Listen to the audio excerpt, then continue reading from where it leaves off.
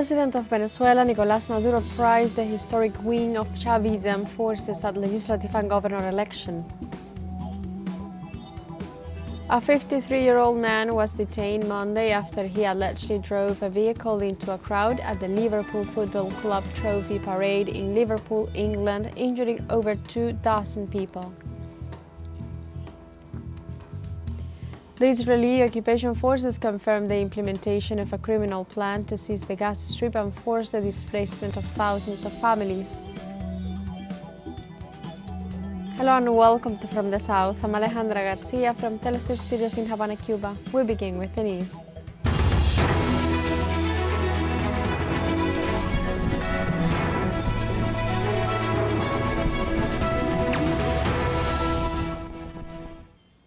The president of Venezuela, Nicolás Maduro, addressed the Venezuelan people during his TV show after Chavism forces won the legislative and governor election in the country, one day after the ruling coalitions won in 23 of the 24 states of the nation, including the Guyana Esequiba. President Maduro described defeat as a historic win that puts an end to a 10-year period of conspiracies against the country and shows the true power of Chavism forces. He congratulated all elected governors and legislators and highlighted that Venezuela is creating a truly democratic alternative to the liberal and bourgeois internationality.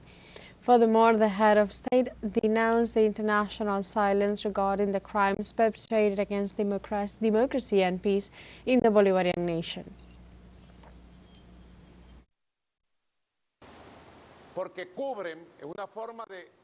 Because they cover it up, it is a way of having a story that covers those they move within the country or from abroad. Because we captured several foreign mercenaries, they cover them with a human rights defender card. Will they come to kill in Venezuela?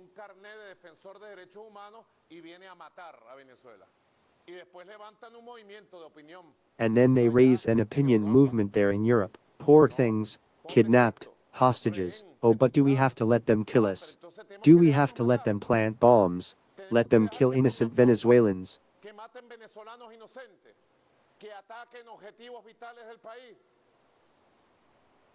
Let them attack vital objectives of the country? No, there is a constitutional first that is respected here, and whoever comes to conspire will be captured, tried and punished according to the laws of Venezuela.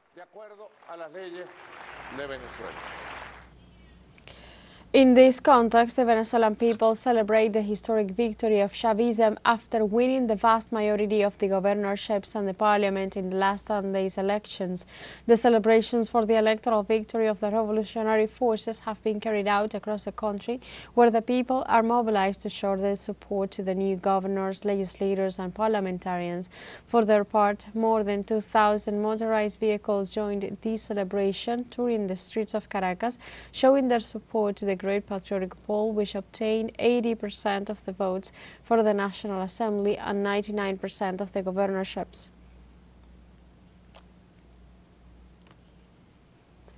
The United Socialist Party of Venezuela, PSUV, ratified Monday the great majority victory in the regional and legislative elections of 2025. The Secretary General of the party, Diosdado Cabello, affirmed that Sunday's elections consolidated the Bolivarian Revolution after a resounding victory that guarantees national peace.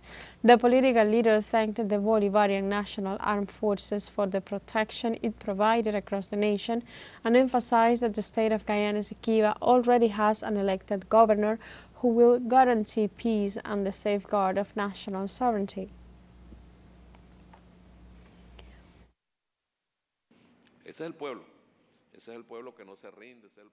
That's the people, a people that does not give up, and that in spite of adversities goes out and responds. And there you have the answer, a great popular victory. The rest is just fairy tales. The rest is just fairy tales. People expressed themselves freely, and there were results for the governorships.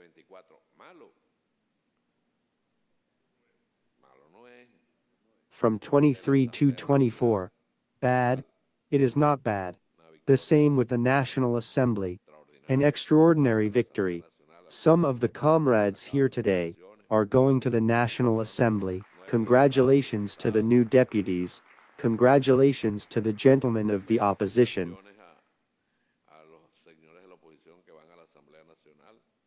who are going to the National Assembly. They won and are going to the National Assembly. They will all meet face to face with comrades coming from the neighborhoods, from the communities, from where the true popular feeling comes, and they will be in a scenario of political debate. Moreover, Cabello announced that the 10 states with the highest participation will have direct financing for the communal circuits.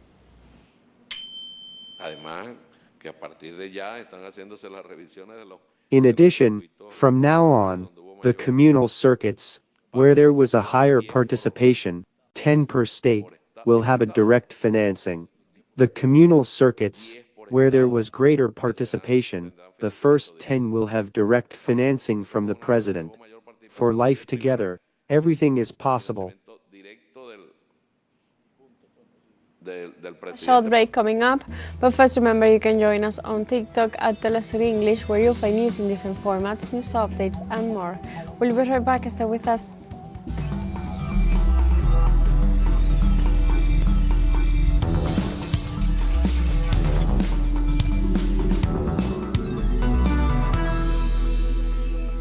Welcome back to From the South. The teachers' union in Panama continues its indefinite strike against Law 462 of the Social Security Fund.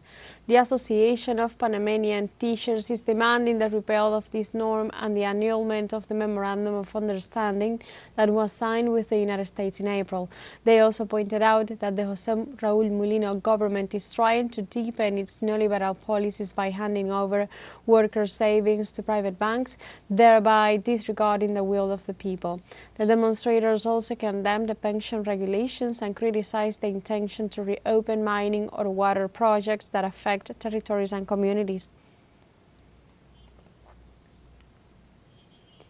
Dominica's Prime Minister Roosevelt Skerrit said Monday that talks should be held with the gang leaders in Haiti as part of the efforts to end the security and political crisis in the French-speaking CARICOM nation. The statement was made at a press conference where Skerrit told reporters that sanctions were not going to change the attitude of any gang leader or gang member in Haiti.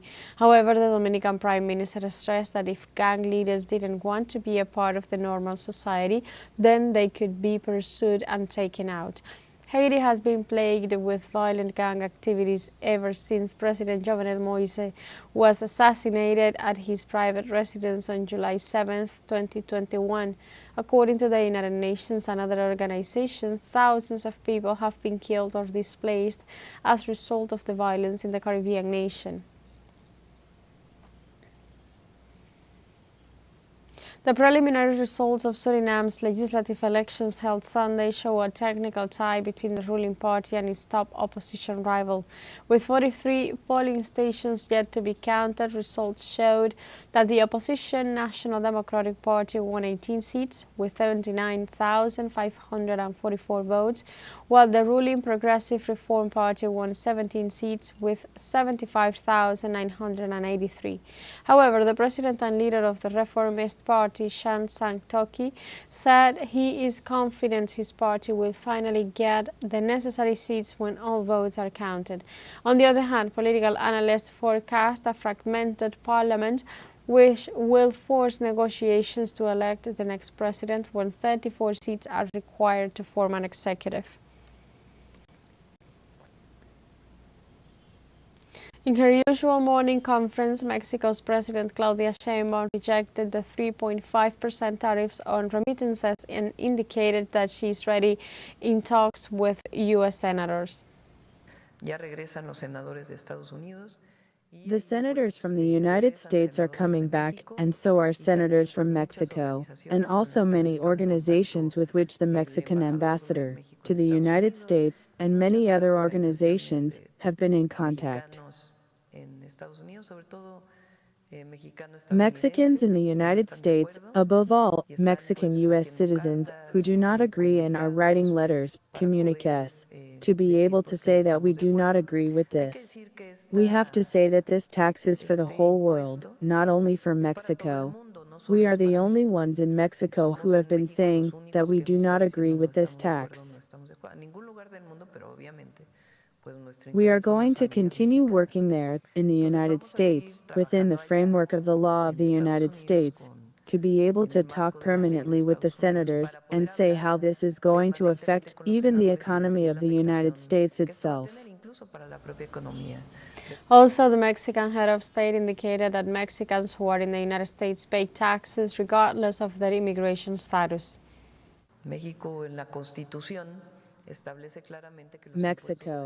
the Constitution, clearly establishes that taxes should be progressive, that those who have more should pay more. That is our vision, but also, in the case of our fellow countrymen who are there, they already pay taxes, regardless of their immigration status. The people who do not have documents, who work there and make the economy in the United States work, pay taxes for work and consumption. Only 20% of what they earn comes in remittances. An explosion occurred at the main fuel refinery located in the Ecuadorian province of Esmeraldas. Ecuador's Ministry of Energy and Mines informed that the explosion impacted a fuel oil tank and caused a large fire. The rescue teams indicated that they carried out evacuation works of the personnel before the flames spread. The entity stated that the incident is under control and that the refinery personnel are carrying out emergency maneuvers. The number of people affected by the explosion is currently unknown. The government of Peru submitted to the National Congress a legislative bill to authorize the entry of naval units and foreign military personnel equipped with war weapons to participate in the multinational exercise Pracolper Naval 2025. The document, which already has the approval of the Council of Ministers, provides authorization for the arrival of 5 river vessels and a helicopter belonging to the armed forces of Brazil and Colombia. The schedule estimates their arrival at the port of Iquitos in the north of the country between July 25th and 29th and their presence in the national territory until August 2nd. The Peruvian Congress will evaluate the government proposal in the coming days and will consider the relevance of the participation of foreign forces in the dynamics of security and cooperation between the countries involved.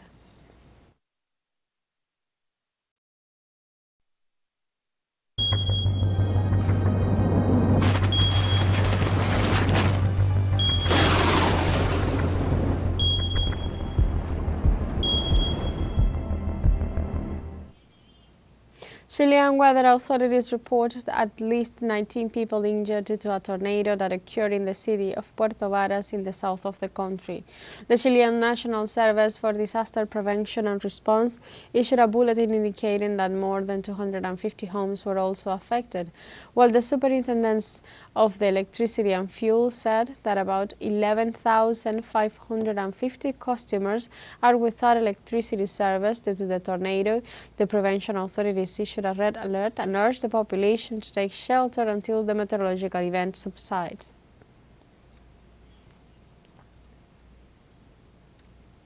We have a second show break coming up, but before we invite you to visit our Facebook page at teleSUR English. There you'll be able to watch our top stories, special live coverage and much more. Follow our page and activate the notification button to stay up to date on the world's most recent events. Final show break will be right back.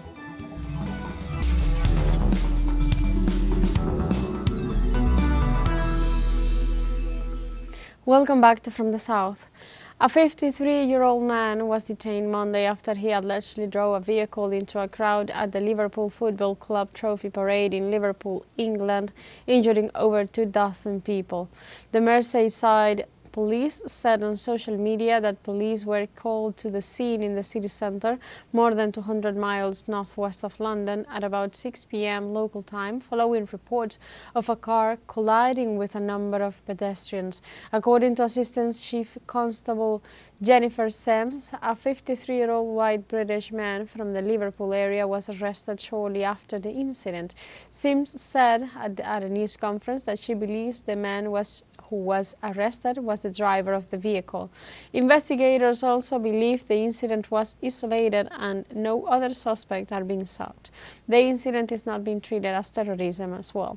David Kitchen of the North West Ambulance Service said 27 patients were taken to the hospital, including 4 children.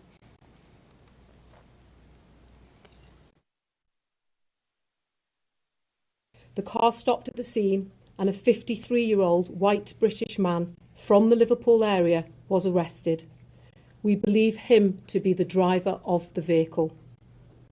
Extensive inquiries are ongoing to establish the circumstances leading up to the collision, and it is vital that people do not speculate or spread misinformation on social media.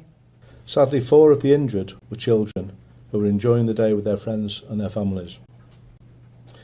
We can confirm that our teams treated 20 patients at the scene for minor injuries, and these did not need hospital treatment. 27 patients in total were taken to hospital by ambulance, and we believe 2 of those, including one of the children, have sustained serious injuries. The National Federation of Farmers' Unions of France resumed protest on Monday to demand the abolition of red tape as well as the financial support for pesticide phase-out. There are tractors in front of the National Assembly in Paris as part of the mobilization in connection with the beginning of the debates on a bill aimed at eliminating restrictions in the agricultural field. The aim of the protest is to warn about the danger in which French agriculture finds itself. The Federation said that there are productions at risk, such as sugar beet and potato, after accusing the government of betrayal for not keeping its promises.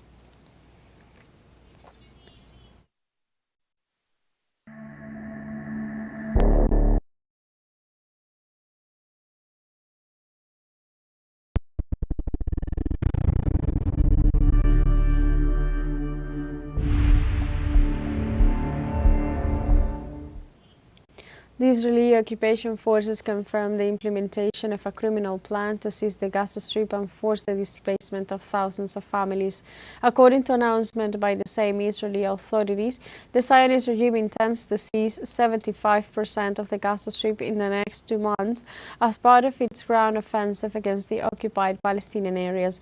The Israeli plan also consists of confining more than 2 million people in Gaza and displacing them to small areas in the center and south of the enclave. In the midst of its preparations against Palestine, Tel Aviv announced plans to deploy 450,000 military personnel to the Gaza Strip and strike again at civilians who are facing a food and social crisis.